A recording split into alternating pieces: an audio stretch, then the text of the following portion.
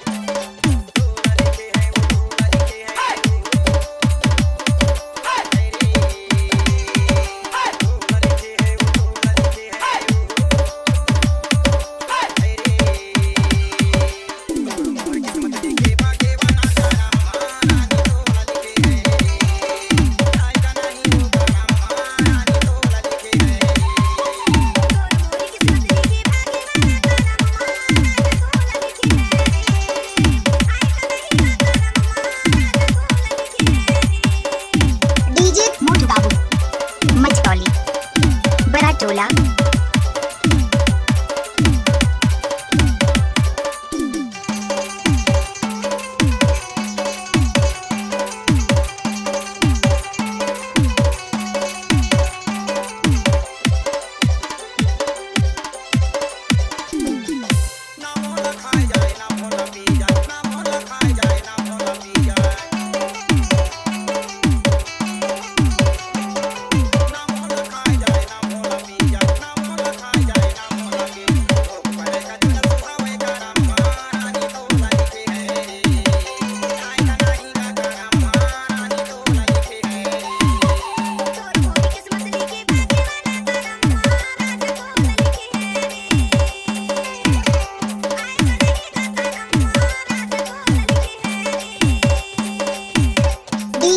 बाबू मचतौली बड़ा टोला।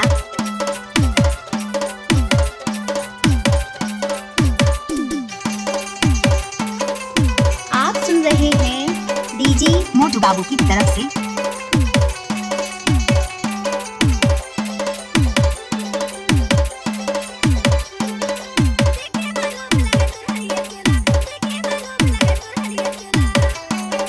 डीजे मोटू बाबू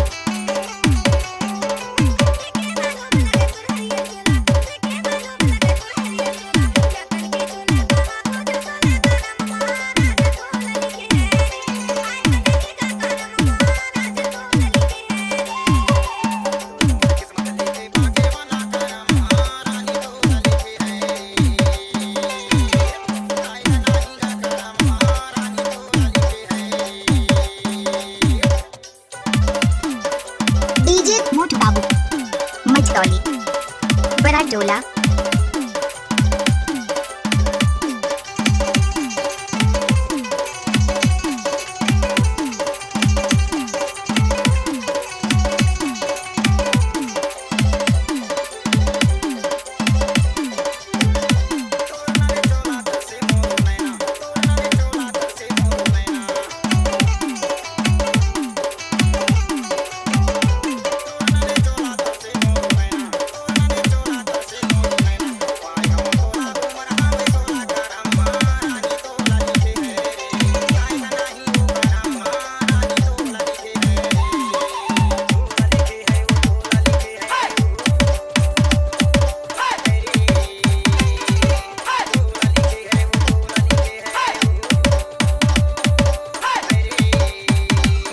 मोटू बाबू